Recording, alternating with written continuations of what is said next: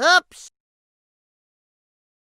How's your trip going? Where are you? What's the latest? Oh, so dude, I was in Yellowstone yesterday. See, now you're starting to get to places I give a shit about. But dude, so this lady got gored by a buffalo yesterday in Yellowstone.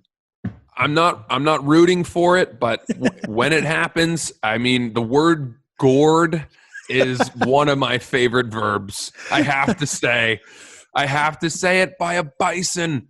Dude, she got 10 feet away from the thing, tried to take a picture, and it just ripped her apart. It's always that way. It happened when we were there when I was 9 years old.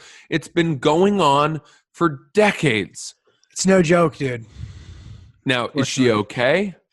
She is in the hospital in Idaho, I believe. I think it appears like she's going to be okay. But geez, dude, that seems really bad. And dude, I'm telling you, when that bison was trotting at me, I've talked about this before, it's fucking scary, dude. I ran to the car.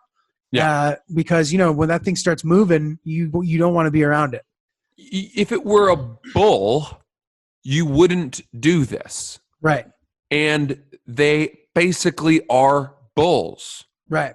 Why do people treat them differently? Is it because we have more stuffed animal bison than we do fluffy bulls? Why are we not afraid of these bison? They tell us to be afraid. Every year someone takes a selfie, gets gored.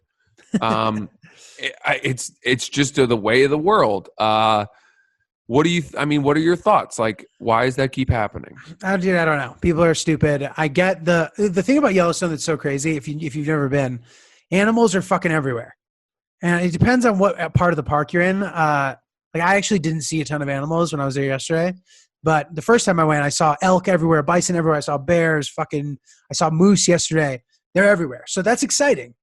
So people get excited and they forget that they're not on Joe Exotic's fucking safari tour and that they're in a national forest and that these animals will run at you and can run at you. You know what I mean? Mm-hmm. They're fucking wild animals, dude. And I don't know how much more clearly they have to spell it out. They literally hand you 5 pamphlets with a giant picture of a bison on it that are like, these are wild animals. Mm-hmm. Stay away. You know what I mean? Mm-hmm. So, dude, I don't know. I was just thinking about if a bison fell into one of the geysers, would it cook it like a sous vide? Like, could you get a perfectly medium rare bison if you fished it out of Old Faithful at the right time? Air cooked bison.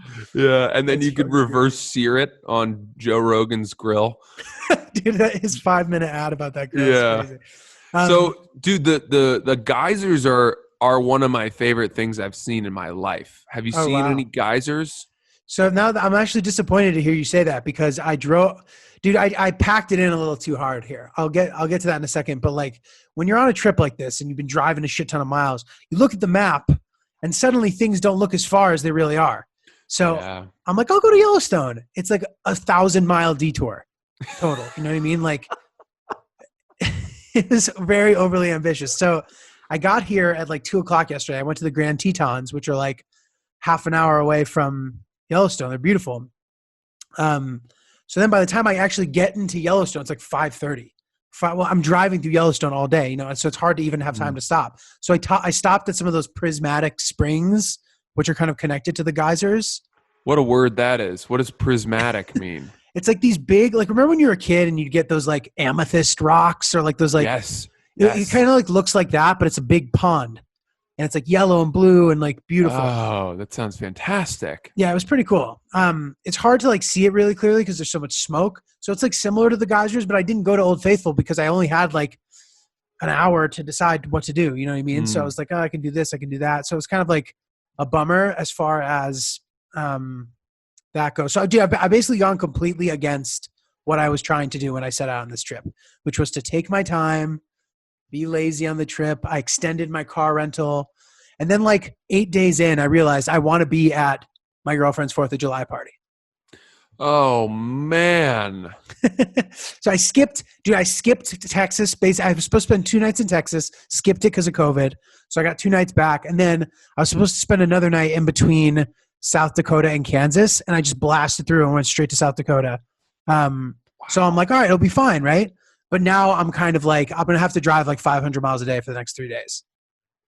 Uh, it's well, okay. At least you have a clarity of purpose. I think that's helpful. Like if nothing else, you've made discoveries here. But I would also add that from watching your Instagram stories religiously,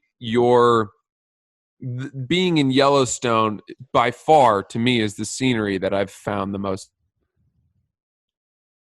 You found the most what? Like awe-inspiring and Right. and compelling. And Totally. I think that will. I mean, do you have a highlight of the trip so far? Like, if you had to say one moment that stood out or one place that you thought was, justified this entire undertaking, what would it be so far? So that's a good question. I would have to think about that a little bit more. I can't say for sure well, I'll say the Badlands in South Dakota was surprisingly impressive. Huh.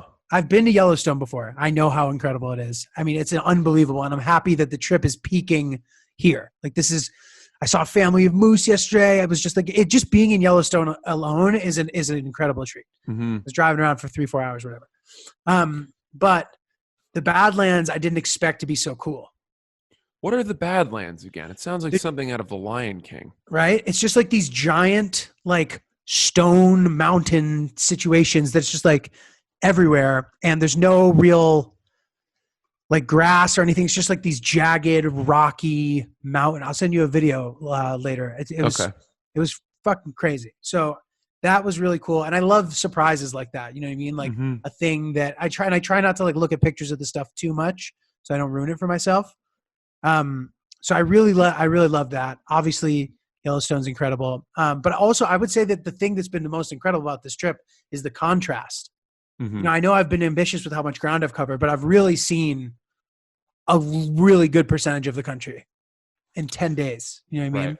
Right. Which is fucking cool, man. Like I was on the bayou 4 or 5 days ago and now I'm in Yellowstone. You know what I mean? So that's wild. Pretty fucking cool. If you like that video, check out our channel where we have way more videos. I just don't know how to do this. This is unbelievable. If you like that video, we have way more videos on our channel. Please like and subscribe. Turn on notifications if you want to know when there are new ones. But if not, check them out and we appreciate it.